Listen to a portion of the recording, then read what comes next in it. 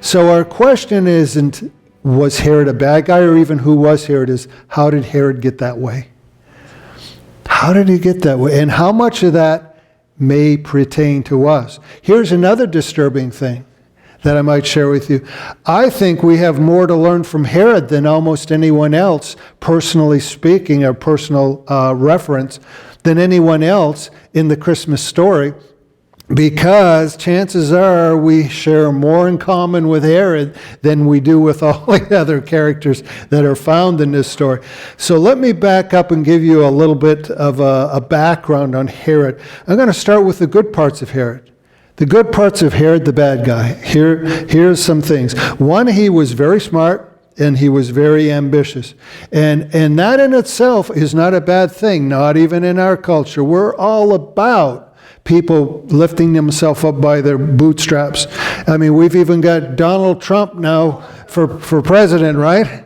So, but you know, where does that really come from? He is a man who lifted himself up by his bootstraps. He was ambitious and smart. We value that type of thing. Herod was that way. Herod, we may not know this, but Herod, of all the kings, the kings of Judah in his time, had the longest reign of peace than anyone. And it ties into some of the skills we're talking about, because Herod was also a political genius. He had this way, he could pick out the winner and then hitch himself to that star, if we may say, no pun intended. He was great friends with people in Rome. He knew which Rome politicians and military men were the really up-and-comers. He would attach himself to them, and that's, in fact, how he got to be king of Judah, is because he could hook himself up with the right people. And in fact, even in a few rare times when he misstepped, he still did well because he was able to maneuver that to his advantage. Hence, they had the longest peace the nation had ever seen, because he was a political genius. He was also a great builder. A lot of the buildings, even now, if you were to go to Israel and look at different places, those things were built by Herod in his day. Aqueducts, Masada, and of course the crowning achievement, the temple itself, the greatest restoration of the temple in Jerusalem since it was built. This was all Herod's doing. He did a lot for Israel in this respect. Yes, he taxed them into starvation, but he also did a lot of building. He was generous almost to a fault, some people, historians would say, if he saw you as a supporter. Now, Rick hit a great insight there. He said insecure, and that was right. So he perceived threats, but if you weren't a threat and he saw you as a supporter, he would send you gifts. My goodness, if it was in our day, you could expect to be getting an iPhone 6 Plus in the mail from Herod because you were just one of his friends. He was just really generous. As a matter of fact, there was a famine in 25 BC in Israel, really devastating famine, and Herod melted down his own gold plate, sold his own gold in order to feed the starving people. So, hey, it's not so easy now, is it? Herod, bad guys. Now, there's some positive stuff about Mr. Herod here, King Herod. But yes, there was a dark side. He was brutal. Obviously, he went through a number of wives and a few children on the way to holding his throne. So if he did feel threatened, he could be extremely brutal. As a matter of fact, right to the very end, he's known for some incredible brutality. And part of these reasons tie together. One, he overreached himself too.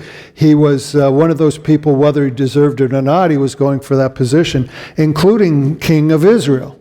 Now, this should have been a full-fledged 100% Jew. In fact, Herod's mom was the daughter of an Arab sheik.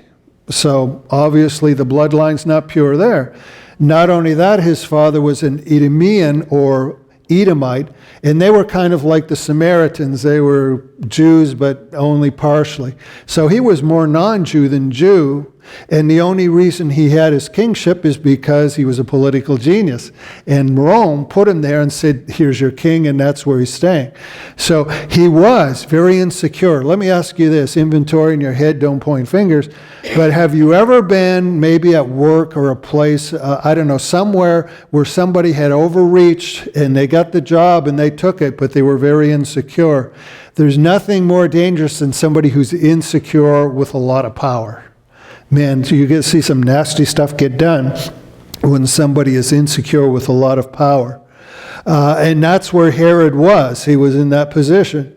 And it says that if you read in Scripture, it says that he was troubled in Matthew 2, verse 3, and it's on your sheets there if you're looking at, it'll say that he was troubled and all of Jerusalem with him. And that kind of line blew by me for many, many years. And as you start looking at the person of Herod, it starts making a lot of sense. Yes, what could it be true? There's a Messiah and all, and that type of thinking. But what was the real problem was, you imagine, here is Herod. He has killed his own children to protect his throne. And along come these three wise guys, and they walk in and tell him, hey, where's the new king? Can you imagine the reaction Herod would have to that? So Jerusalem was troubled. You bet they were troubled because they were, what's going to be the fallout from this? This guy is insane. What's going to be the fallout from this? And of course, we know they legitimately so. Look what happens in Bethlehem just a little bit later, right? All the children are killed 2 years and younger, so he was murderous. They knew this. But Herod didn't start out a full-fledged monster. He didn't start out as this murderous machine, and he turned into that way. And you folks hit the thing, if we were saying what were the two driving forces that sent him that way. Selfish ambition being one, and the other being insecurity. They're tied together. Even the good Herod did, he did for the good of Herod, right? There's always, that's one thing about selfish ambition. Man, you can see it all over the place when it's in there, is even when people are doing a noble task for the wrong motivation, it saturates whatever they're doing. And that's the truth with Herod. Herod was this type of person. And it led him to this, selfish ambition and this insecurity. He overreached, and then he held on white knuckle to whatever he got. He worked hard to get this thing, this throne he had, and by golly, nobody better try to take it away. Is that really all that different from the way many people live today? I scrimped, I saved, I scratched it, I climbed the ladder, I did whatever I had to do, and man, I've got my golden rung right now, and by golly, you better not try to take that away from me. See where I'm going with this? Is that even in churches, we're really not so far removed from Herod. It's not just this straight line of, you know what, now you're coming, you believe in Jesus, so you're a good person. It's not that straightforward. Did Herod believe? Very much the church, at least to a nominal degree. The guy rebuilt the temple. And yes, there was some ulterior motive, but he did rebuild the temple and do that noble task. He didn't have to, but he did. So this thing, and it even becomes a little hazier in this black and white thing when you think of some of the positive fallout. Everything a person like this does isn't even negative. Just consider this one thing. He restored the temple to a thriving religious place, a thriving place of worship. All the people that benefited even from the Christmas story. We talk about the shepherds, right? Remember we said, and probably they were temple shepherds, and we looked at that. And they had a job, and they were out in the fields because Herod restored the temple, and it was a thriving place.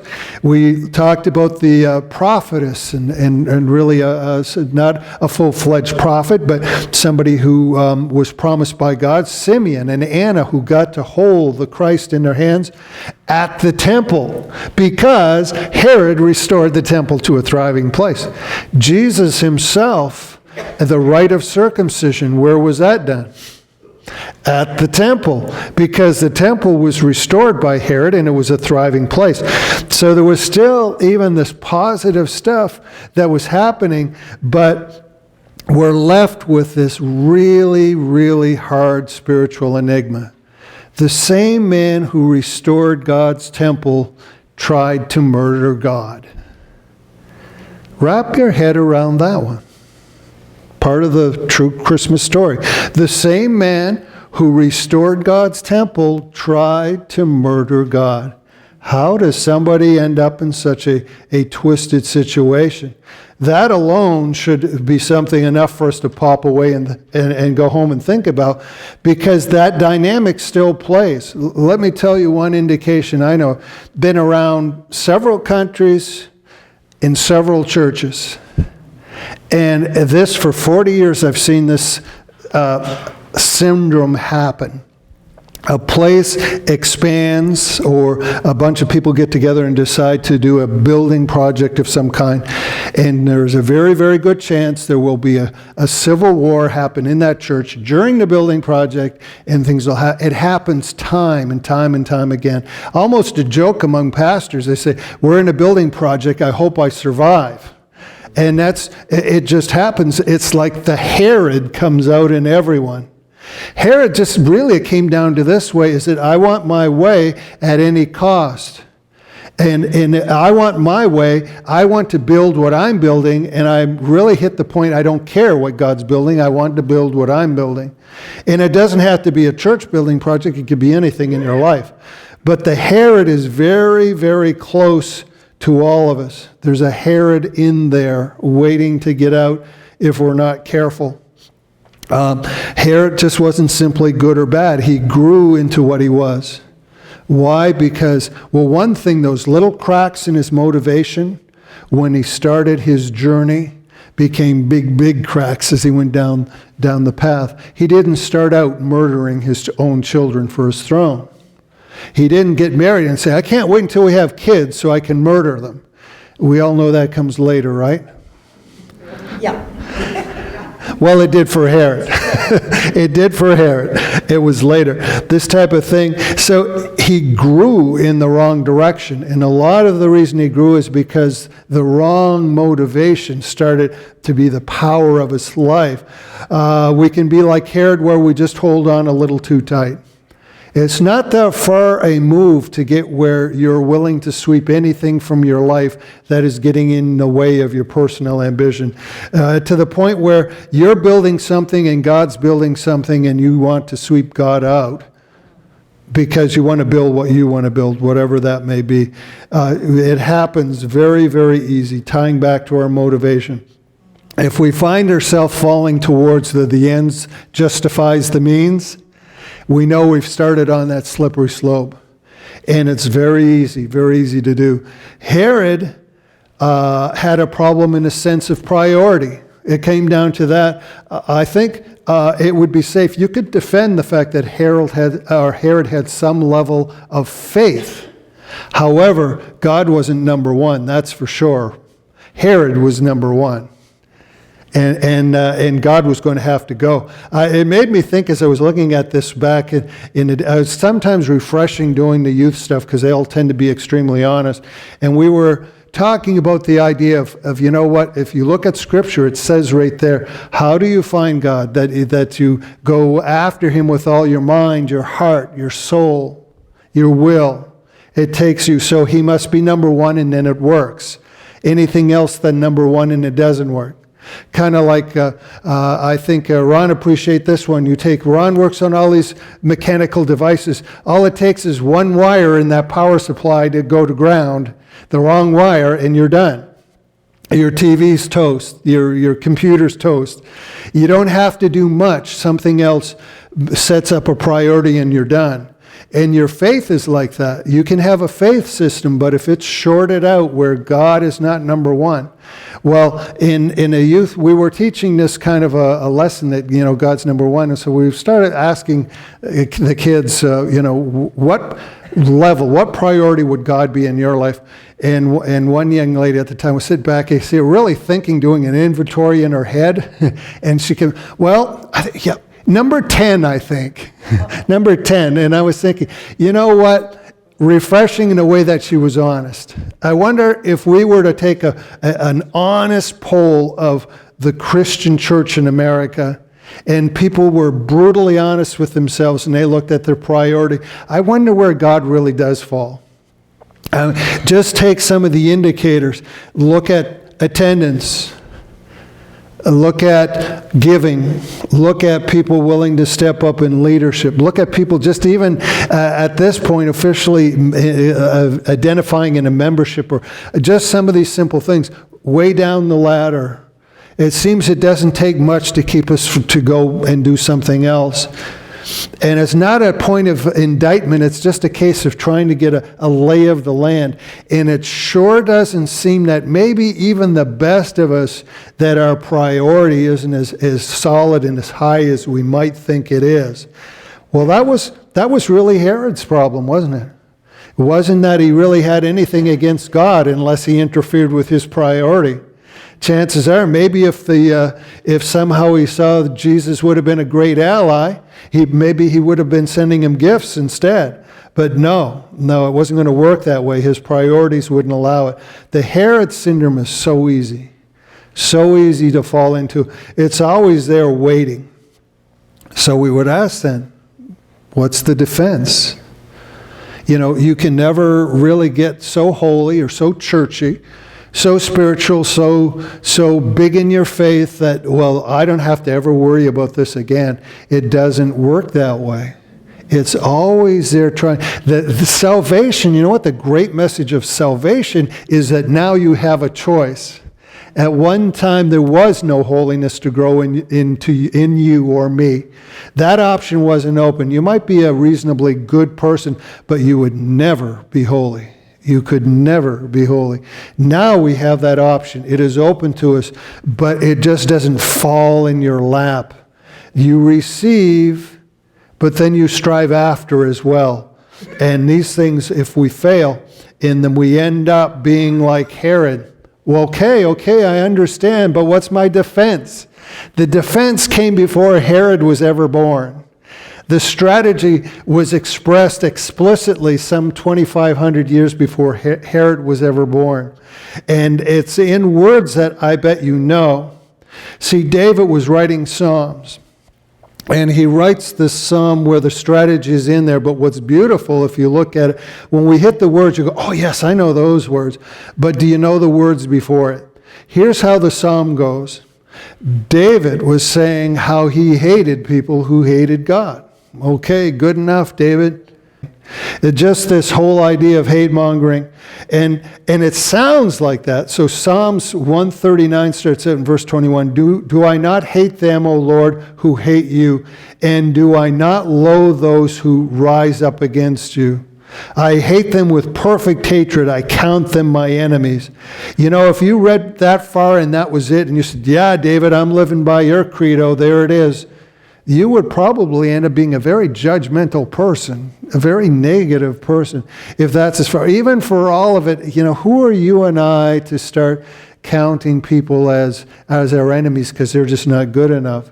Got to be real careful. Hating the sin, understood. Hating the sin, understood. That's why David does this thing, and he does an abrupt change. He's talking about other folks, and then by the next sentence, abrupt change in where he's going. Search me, O God. Search me, O God, and know my heart. Try me and know my, and the exact transliterated word there is thoughts. Try me and know my thoughts, and see if there is any wicked way in me, and lead me in the way everlasting. God, search me, try me, see what's really in there, and then lead me as I need to be led. Some of us have a long way to get curved back onto the path. Some of us, we're just starting to get off. Depending where you are in your life, you could be anywhere in those. Everybody could use correction to some degree, I'm sure. The lesson on all of this comes down to this, is that you may be, and I may not be all I think I am either. I can't tell myself. I need God to search me and tell me. Search me and try me first. See, Jesus said, by their fruits you will know them. And what does that mean? Well, that means, okay, you say you're a loving person. Let's go back and see the wake of your life and how you have impacted other people. You tell me you love other people, but you're isolated, alienated from your family and friends. Well, you don't have them anymore. Well, you know what? The fruit doesn't add up. It doesn't add up. But if we step back and we look, part of it is the fruit. But even that we don't see perfectly. God needs to look at it from a God's eye view. Then you show me, but search me, try me. See if, my life is actually stacking up. See what's really going on inside me. Know my thoughts. Oh man, wasn't that Herod's thing? Even when he was fixing the temple up, he was doing it, this noble thing, but his thoughts were somewhere else. The trouble starts in the thought life and then works its way out. Try me, know my thoughts. See if there is any wicked way in me. Chances are, if there isn't at the moment, there will be in about 10 minutes. That's just the way human nature works. See what the wicked thought is in there, and then lead me. But I've got to be honest with myself, too. I've got to know there's always a version of Herod trying to get out. And I don't have any hope of stopping it. The only hope I have is if God's top priority, and I'm listening honestly, then I will be searched. He'll know, he'll show me and lead me. And the whole idea is for this, is the Christmas. The premise is, it is possible, and this is what this season was about, to have God's virtual presence in here just as real as the day he was born in the manger. It can happen just as real. But these are the things that it would take to make it happen. However, with Herod, there's a little vignette. Herod wasn't an all bad guy. There were some good things, bad things. We don't see the total evil of Herod until the birth of Christ. The guy who built the temple tried to murder God when he showed up. See, there's a lesson in this for us, is that the more clearly God manifests himself in the world, the more clearly you will be shown for what you really are. Some people, we can seem just fine until we're challenged by the very virtual, tangible presence of God in our church, or in our lives, in our walk. So, the whole promise of Christianity is that God will show himself in a manifested way. You can know God, you can feel God, you can touch God, you can live God, and it's done through the Holy Spirit and through the opening that Christ has opened. We can do these things, but you know what? If you want God in your life in a real way, we better first take a look at what we really are. You start there. Search me, God. Before you show up, God, search me, know my ways. Help me to be corrected. Help the wicked to be out of me, so that when you show up in a real way and you show what I really am, I'm a reflection of you, not a Herod. So easy. So easy. You can't do it, only God can, but you better take it seriously. Better take it seriously, and so should I. Biggest lesson maybe for us in this season is, so where are you with your Herod? Where are you with your Herod?